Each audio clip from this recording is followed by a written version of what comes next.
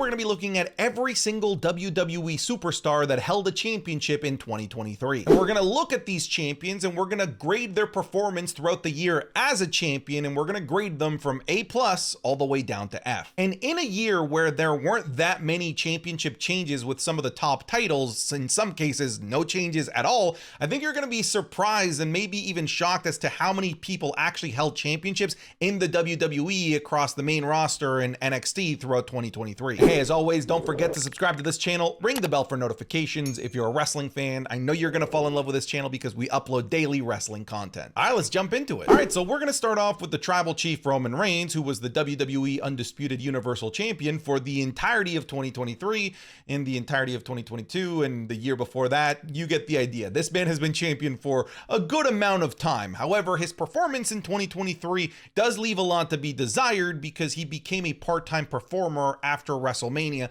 where he would only show up every couple of PLEs and he would take some very long extended breaks, which created a lot of frustration with wrestling fans. And it's a shame because whenever he does show up to work, he feels like a special attraction, he feels like must-watch television, and his matches usually do deliver from an in-ring perspective and from a storyline narrative as well. However, when you don't show up to work, when you only appear once in a blue moon, it's hard to really give you a strong grade, so my man Roman Reigns doesn't get out of here with more than a B. Next up, we have Gunther, the Ring General, who also spent the entirety of 2023 as the Intercontinental Champion. However, unlike Roman Reigns, he was a full-time performer, defending this championship across house shows and across episodes of Monday Night Raw, PLEs like WrestleMania, SummerSlam. He would have fantastic matches like the Triple Threat at WrestleMania, feuds with marquee players like Riddle, with Drew McIntyre, with Chad Gable, The Miz, and all of them, he would look like a dominant champion and always put on a match of the night, sometimes match of the year contender.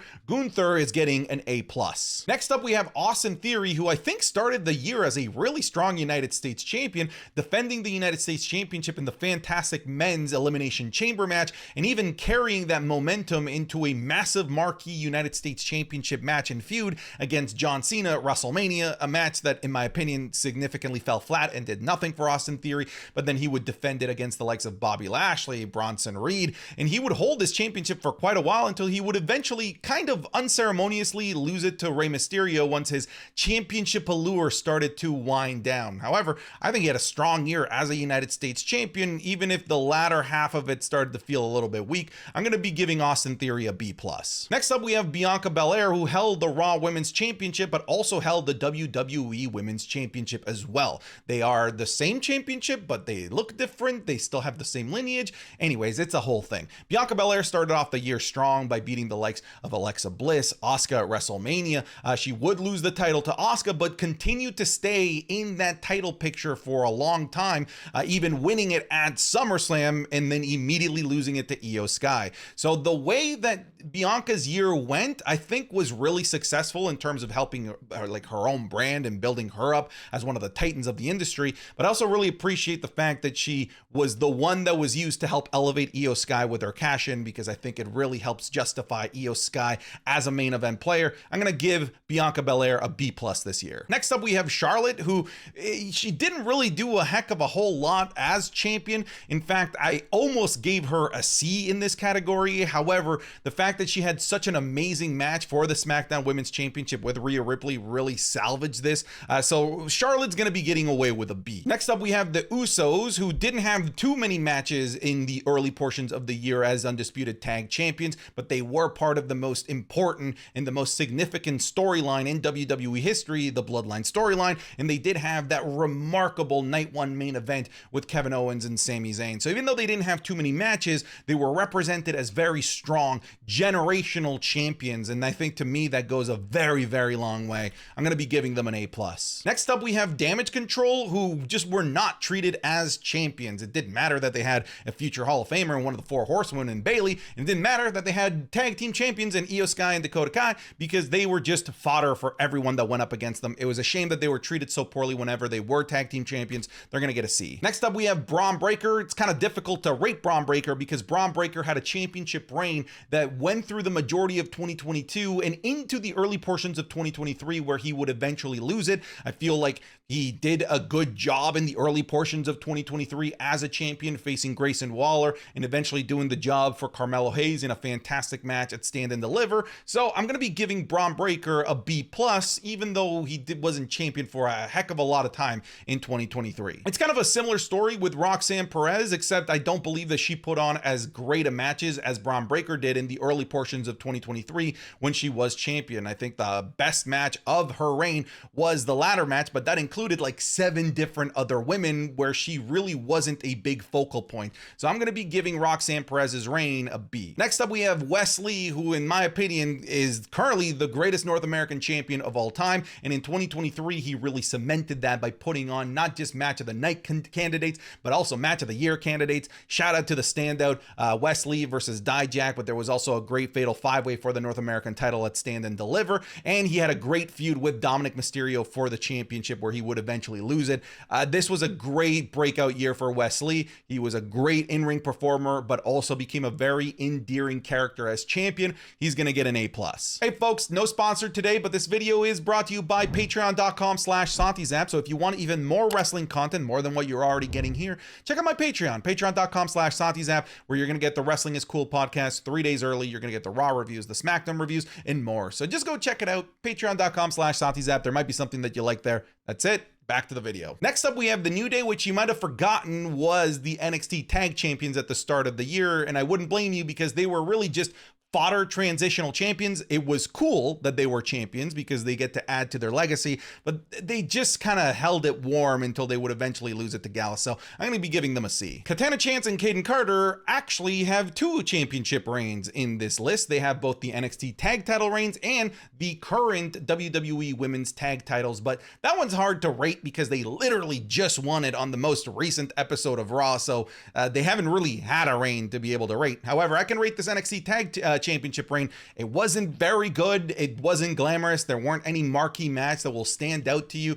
And I feel like this was the start of the death of the women's tag division, which is why ultimately they dissolved these championships. However, at the very least, they are a proper tag team and they felt like a proper tag team when they were champions. I'll give them a B here. Fallon Henley and Kiana James were literally just transitional champions, and this championship reign was really just to set up a feud and a heel turn between these two, so it didn't really do anything to move the needle for this division. It gets a D. Becky Lynch and Lita, in my opinion, as tag champions were just a nostalgia act to get us excited over the fact that Lita is back and is teaming up with one of the best in the industry today in Becky Lynch, but ultimately this title reign left a lot to be desired. They didn't really have any marquee defenses, and really this championship reign was ultimately just to set up a Trish Stratus heel turn and to make it, I guess, mean a little bit more, with Trish Stratus taking out Lita before a championship defense and taking her spot and then losing the match for Becky and Trish, losing the titles, and then the heel turn. It really, like, the titles were just like an auxiliary piece to try and set up something else, so they didn't really do it for me. They get a C. Gallus could have been much higher with a rating. However, they just didn't get to hold these championships as long as I would have liked them to see them hold it. They would eventually lose this to the family, whereas the Gabagool. But in the time that we did have them as champions, they look dominant. They look scary. They had some pretty fun defenses. But more than anything, I feel like they were treated as strong champions in the short amount of time that they were champions. So even though it wasn't a long reign, they're getting away with a B. Next up, we have Indy Hartwell, which to no fault of her own was barely a champion, even though she won this fantastic ladder match to win the women's championship, because it was in that very same ladder match where she would snap her ankle. She would be forced to not be able to defend the title and then also relinquish it, and then immediately got brought up to Raw, so she wasn't able to go back after the title properly. So to no fault of her own, she gets an F. The Witches at one point were the NXT tag champions, and I guess they go down in history as the last ever NXT tag champions as well, before the tag titles were unified, but they didn't really get a chance to be champions before they got called up, and eventually losing the titles pretty much instantly upon call up to Ronda Rousey and Shayna Baszler. So they did nothing as champions. D. Carmelo Hayes had a breakout year. Heck, let me rephrase that. All of NXT basically had a breakout year. This was a great year for NXT, and Carmelo Hayes as champion was the flag bearer for this rejuvenation of NXT. He had a great year as champion, some fantastic matches with the likes of Ilya Dragunov, Braun Breaker, and other people that just kept coming after this championship, and he took on all comers. He was a fighting champion, and he crushed it as champion. Carmelo Hayes gets an A+. Rhea Ripley, I think if somebody else was making this list, might get an A+ even, because she really was a dominant champion. However, in my opinion, the Rolodex of women that she faced just were never credible enough for me to be excited during her matches, because I never once believed that her title reign was ever in any sort of danger. And that's because they kept her away from the titans of the industry like the Charlottes, Biancas, the Becky Lynches of the world, and instead had her face women that are very, very great professional wrestlers. However, they just don't have that same level of main event aura that some of these other titans do, which made it so that the Rhea Ripley matches never felt like it was going to end any other way aside from Rhea Ripley continuing to be champion. So I'm going to give this a B+.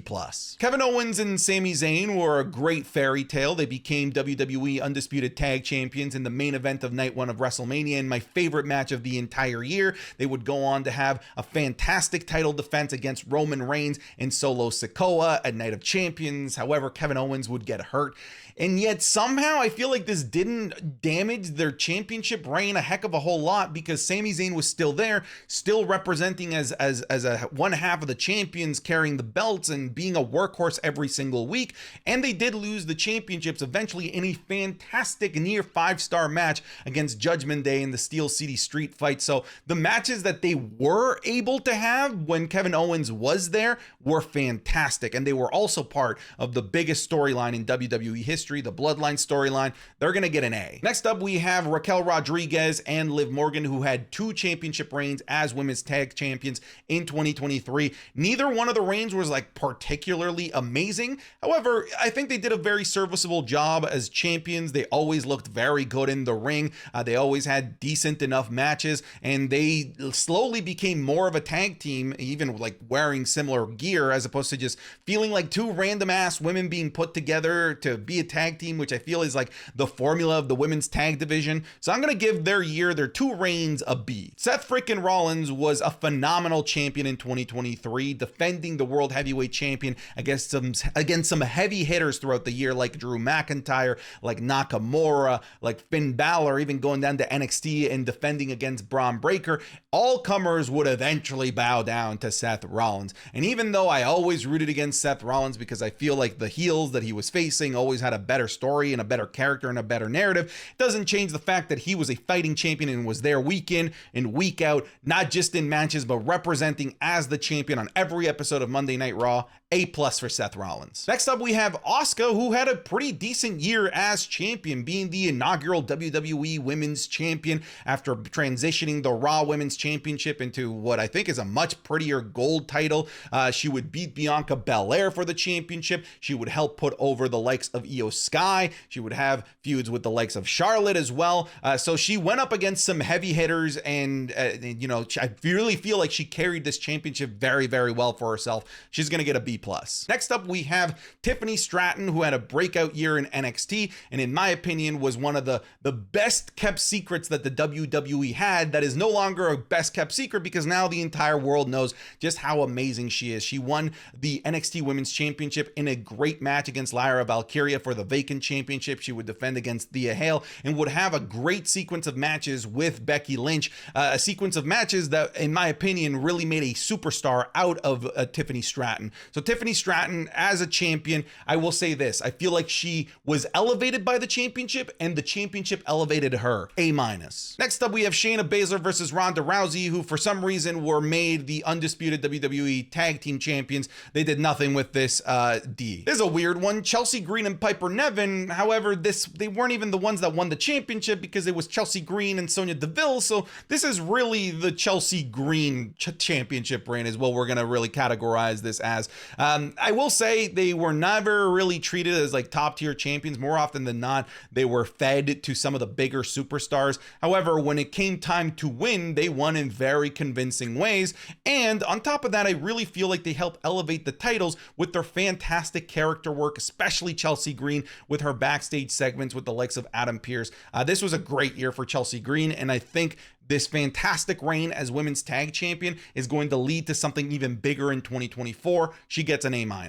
Next up, we have Dirty Dominic Mysterio, who was a phenomenal North American champion in 2023, winning the championship twice, winning it off of Trick Williams after Trick Williams cheated to beat him at No Mercy. Okay, all right, let's tone down the Dom syndrome here. But in all jokes aside, Dominic Mysterio was a fighting champion, defending not just on NXT, but in PLEs and even on Monday Night Raw, and would have fantastic matches, not just with Trick Williams, but Wes Lee and Dragon Lee and Nathan Frazier and others as well. So Dominic Mysterio had a great year as North American champion. He gets an A+.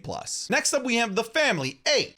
Where's the Gabagool? Who had a weird time as champions because they were two-time NXT champions this year, but it just kind of felt like this weird stop between the two reigns. They should have just been one-time NXT champions because they would just like randomly lose at Halloween Havoc to Chase U. I still don't really understand why, but in their time as champions, they were a tremendous amount of fun defending against massive comers like the likes of Los Lotharios, like Gallus, and of course Chase U.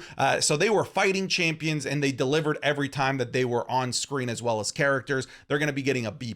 Next up, we had Io Sky, who had a phenomenal year this year, a year that reminded everyone why everyone in NXT Black and Gold believed that Io Sky was one of the best workers in the entire planet. She won this championship by cashing in her Money in the Bank briefcase in a match with titans of the industry like Bianca Belair, Asuka, and Charlotte, and she would defend the championship against those very same titans in matches that everyone would routinely believe that she was going to lose against Charlotte, Asuka, and Bianca Belair, and yet she's still champion, and as of right now, I see no end in sight to her reign. She gets an A. Rey Mysterio didn't really do anything as United States champion. In my opinion, this is a scenario where Rey didn't really do anything for the United States Championship, and the United States Championship didn't really do anything for Rey, so he gets out of here with a C. The Judgment Day were fantastic tag champions, being the one and only two-time WWE Undisputed Tag Champions, and in their time as champions, they would have some fantastic matches with the likes of the New Day, the Creed brothers, the main event nightmare, Jey Uso and Cody Rhodes, Sami Zayn and Kevin Owens.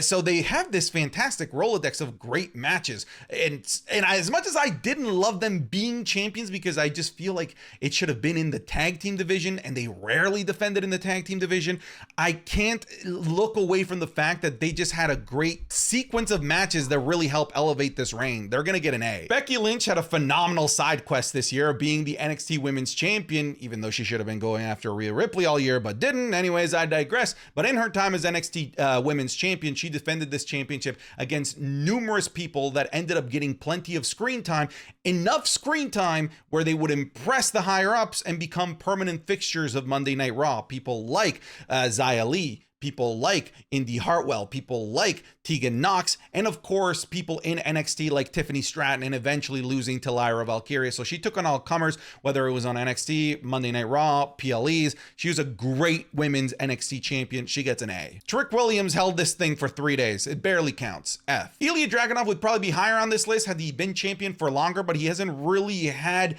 that fantastic set of sequence of matches as champion yet. His match to win the championship was absolutely brilliant and fantastic, and the follow-up was also great. The story with Baron Corbin was fantastic, even if the match wasn't particularly amazing, but there's still a lot left to Ilya Dragunov's reign, so I'm not going to go higher than a B+, but had more time to gestate, maybe an extra month or two, we could be looking in the A's. Next up, we have the main event nightmare, Cody Rhodes, Jey Uso, who were really just transitional champions. However, in their short time as champions, they had some really fun matches against the Judgment Day, both the match where they won and the match where they lost.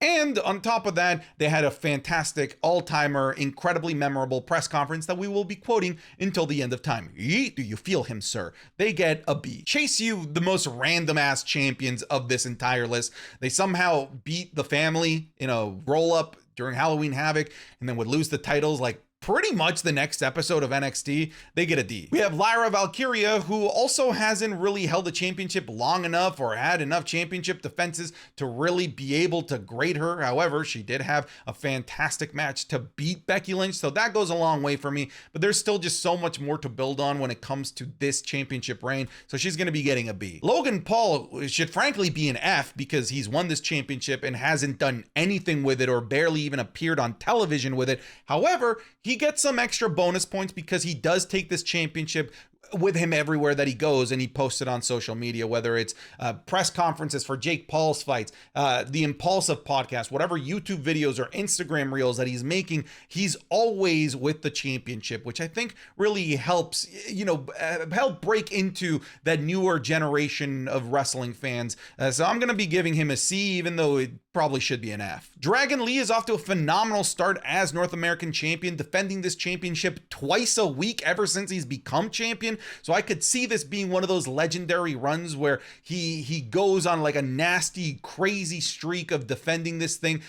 So even though he hasn't been able to really demonstrate his championship reign in like a really big meaty feud, I will say he's had some fantastic one-off matches that have really won me over. So I'm going to give him a B+. All right, that's it. Those are my grades. Let me know where I went wrong. I'm done. Get out of here.